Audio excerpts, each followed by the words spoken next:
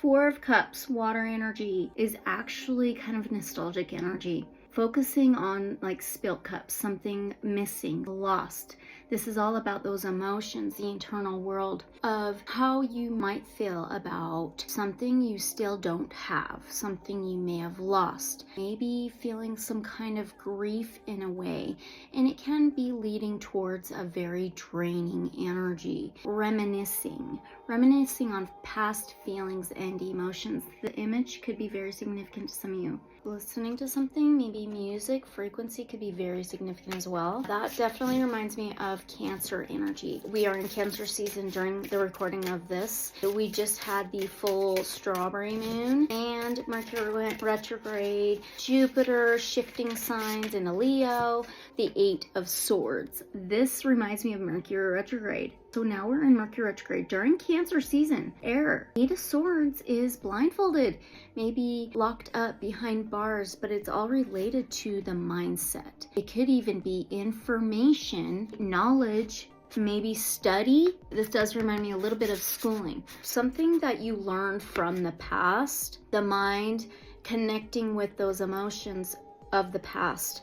Something you learned in the past is keeping you back, keeping you away from something, from maybe internal peace, inner flow. This could literally be like a jail or locked up mentality, belief systems, thought patterns keeping you blocked. It could be blocks, focusing on spilt cups, maybe loss and grief. Something you learned in the past is, keeping you away from maybe your highest potential, from inner peace. Maybe subconscious blockages.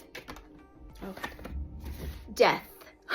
This is a major arcana. This is Scorpio energy ruling the 8th house. So 4 and 8, 48 could be very significant for some of you. Number 13, another 4. So now you have 4884. Angel number 4884. Death card, it doesn't have to literally represent death. We did speak of possible grief, okay, but it could be grief of a loss of feeling, a loss of emotion, a loss of inner peace. Look at this. This is a death of a star. Watching and witnessing the death of a star. You are light. You are a star in a way, right? You're going through some kind of rebirth, some kind of cycle and change. This is a regeneration, a repurpose, recycling. Scorpio ruling the 8th house represents changes, rebirth, cycles, shared finances, maybe intimacy. It also kind of reminds me of something somewhat hidden, something very deep within the subconscious, but also connected to emotions. Subconscious, something running you. Look, I put it in the center. I never do that. The star, the center of the solar system, the center of the universe in a way, not in an egotistical way, right? Interesting. This recycle happening, and I do feel it is very connected to Jupiter moving into Leo, Mercury retrograde, Cancer season, that full moon in Capricorn. And I did choose the Galactic Star Tarot. That was really interesting. Did you see how I caught that card? 6 of Cups. This is also water, the emotions. This is connected to your past. Past feelings, emotions, childhood memories. Look, she's a little princess, almost like a star, right? Oh my gosh, the Hangman's on the bottom of the deck. Another major arcana. I will leave that there. Oh, and then there's the devil. Okay, so a lot of major recycling, repurposing, rebirths. This is your past feelings and emotions. A death to something connected to the past that keeps you away from your star potential. Maybe recognition, feeling seen, this inner peace and flow. The Hangman, it's a different perspective. This is limbo mode, stagnant, but it is for you to see things differently. The death of a star, seeing it in a different way. There's some grief happening. And the devil, this is anything toxic, maybe malevolent, violent, addictive, chains, cords, attachments, right? 8 of Swords, anything keeping you away from your highest potential. Something connected to maybe ancestral or past lives with this 6 of Cups as well. Ancestors, your roots, your lineage. From the Star Codes Astro Oracle, a lot of like very, very powerful major rebirth happening for many. I feel it's with the collective, also independently, personally, but I do feel it is humanity as a whole.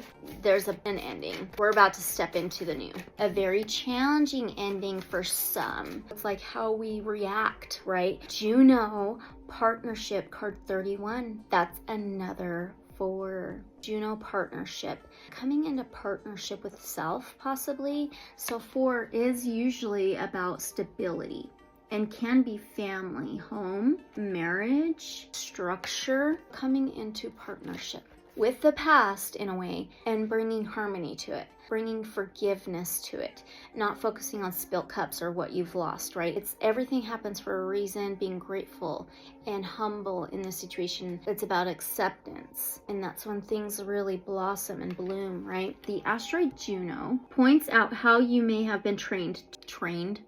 That reminds me of the Devil card a little bit, and I talked about that learning study from the past. Choose between love and work and offers clues on how to balance them instead.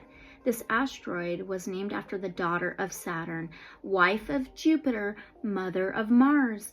She is queen, the organizer of society, and she rules the roost. Juno and Jupiter modeled an uneasy but equal partnership that took a lot of work and had great rewards. In work and love, Juno wants you to trust that you can hold steady on your life's path and develop equal partnerships. So get in there and wrestle to make the relationship work. Research healthy relationship skills and study negotiation and mediation techniques. Practice respect, communication, love, and conflict resolution between the various facets of your own personality. Like Juno and Jupiter, strive to become 2 whole, empowered souls who can express their individual potential, work around each other's foibles, and find balance. Be responsible for your own connection to the creative source, spirit, and your emotions. Don't ask another to carry your heart for you. Never, ever, ever, right? We really need to find self-love first for any relationship to really work. Like, wouldn't you think? As it makes it hard to accept their unique path. Live out your ambition through your own work rather than through your mate, children, employees, or coworkers. If you do so, you can encourage others' growth and exploration along with your own, and so create the foundations of great relationships and a sense of community. If you don't, you can devolve into jealousy or create monsters. What is this? Oh my goodness. I could say much more about that Devil card, but I'm not going to.